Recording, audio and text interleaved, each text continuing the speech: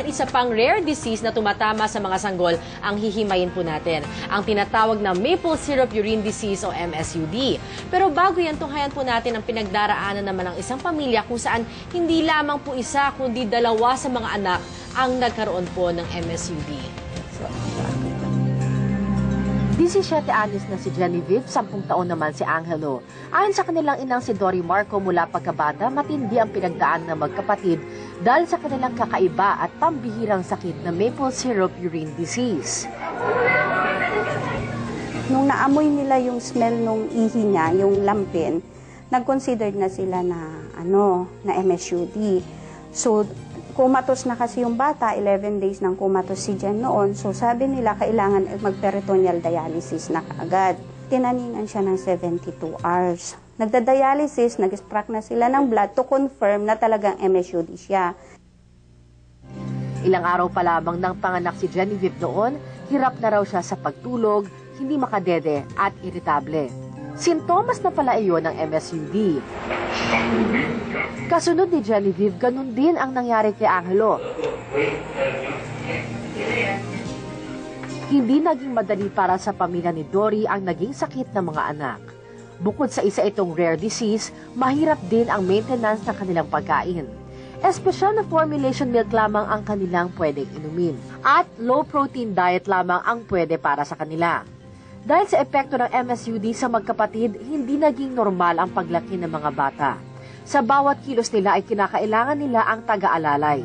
Ang pinaka-importanting gagawin mo talaga is ipagdasal mo na matanggap mo ng buong-buo yung sitwasyon. Pero anuman ang pinagdaraanan ng mga anak na si Genevieve at Angelo dahil sa kanilang sakit, handa naman daw silang mag-asawa na ipadama ang kanilang pagmamahal, anuman ang dala ng hinaharap. At pasyente nga po ni Dr. Padilla, itong sina Dory, sina Angelo and Genevieve. Apparently, 3 pala. 3 sila, namatay yung gitna. Lahat sila may MSUD. Kasi ang MSUD nakamamatay. Well, nakakamatay siya in the sense na marami kasing komplikasyon. Hindi to kamukha nung PKU kanina na parang mental retardation lang. Dito talaga dumadating sa punto na kapag hindi mo naagapan, pwedeng mamatay. Pero yung namatay ng gitna, hindi dahil sa MSUD. Kung ang tanda ko noon, meron siyang medical problem. Ang ibig sabihin noon, may mga sakit din silang pang ordinaryong bata. Okay? So yung gitna nito namatay long time ago. Bakit nga ho ba tinawag na maple syrup urine disease? Well, yung mga bata kasi amoy maple syrup, no? So kung tamis-tamis. Well, pumunta kayo sa grocery, magbukas kayo ng boteng maple syrup, yung nilalagay sa pancake, ganun ho ang amoy ng bata. Ihi, pawis, yung para sa tenga, lahat sila amoy maple syrup. Kaya nga nahuhuli.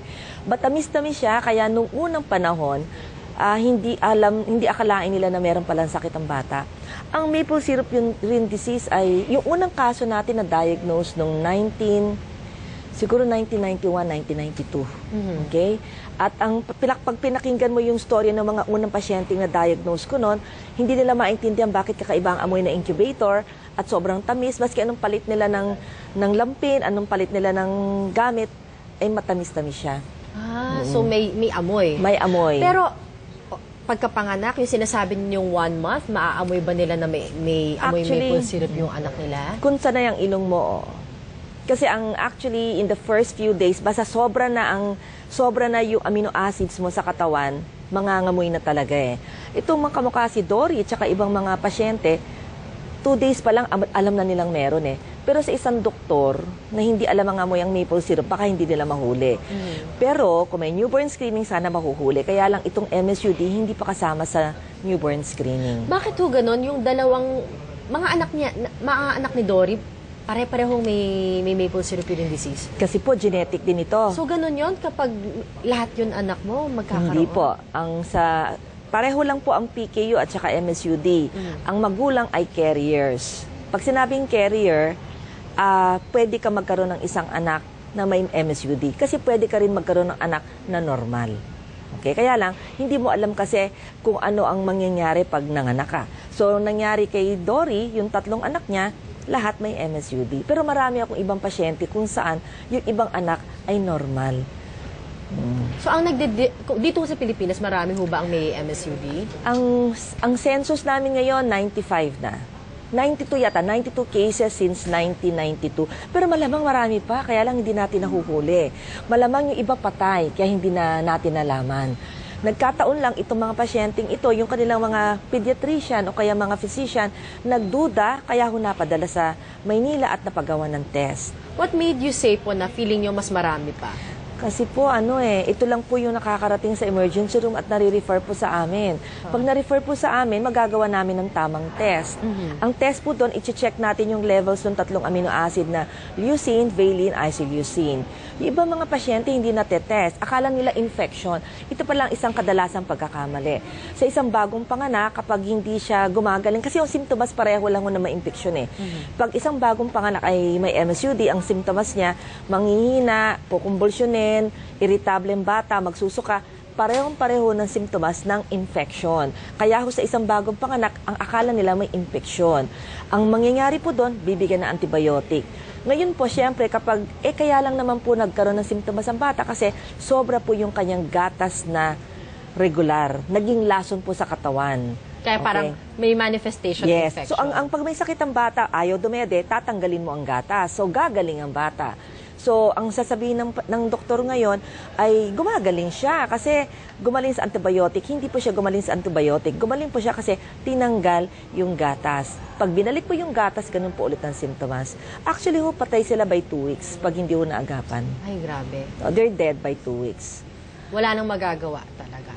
Well, para ho kay Dory... Mahabol pa ba? Well, kay Dory, yung unang anak niya si Jen, nagdialysis. So, ginagawa po dyan, linilinis ang katawan, Nagdadialysis, linilinis ang katawan para sila ay buhay. Karamihan po ng pasyente natin ng MSUD na buhay ay nagawa ng dialysis. Pag natanggal po yun, ang gamot na lang talaga, control ng diet. Nabanggit kanina sa video na gatas lang ang kanilang iinumin. Hindi naman po. Pwede ho silang kumain ng regular na pagkain, pero susukatin pa rin ng protina. So, ito po yung special milk na sinasabi kanina ni Dory. Sukat na sukat. Ito po kasi wala po ng 3 amino acids na bawal. Okay? So, pag sinabi kong wala yung bawal, pwede niya inumin ito. Pero Doc, ulitin lang natin, hindi ho ito gamot. Hindi ito gamot para Diet sa kanila. Po ito. Diet lang. Hindi po wala pong gamot. Hindi po pwedeng. Pag sinabi kasing gamot, gagaling ka eh. Ang gamot, ang pag-aalaga ho ng isang batang may MSUD ay sisiguraduhin nyo na tama lang ho yung proteinang natatanggap ng bata. Uulitin ko, hindi bawal ang breastfeeding. As a matter of fact, we encourage the families to breastfeed or to extract their milk. Kaya lang po, susukatin natin. Maraming salamat po sa ating guest expert na si Dr. Carmencita Padilla. Thank you very much, Thank Doc. you. Thank you for the opportunity.